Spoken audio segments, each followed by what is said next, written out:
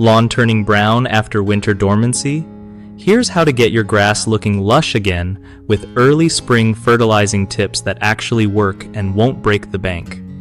So first off, you gotta check when your last frost is, cause fertilizing too early can totally mess things up.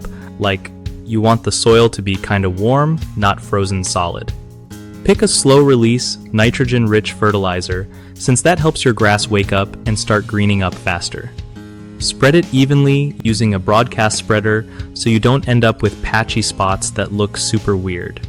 After you fertilize, water your lawn pretty deeply to help those nutrients soak down into the roots, but don't flood it, you know? If you see any leftover fall leaves or debris, clear that stuff away so sunlight and nutrients can actually reach the soil. Try not to mow super short right away.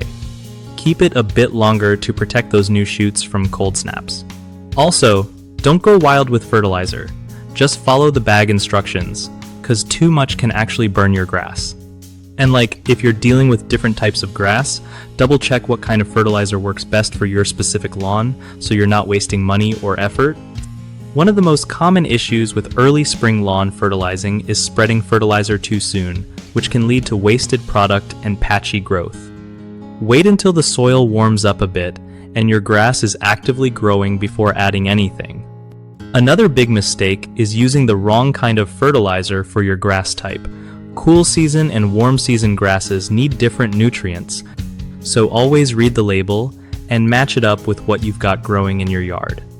Over-fertilizing is a huge problem too, since dumping on too much can cause fertilizer burn and actually make your lawn more brown or even kill spots.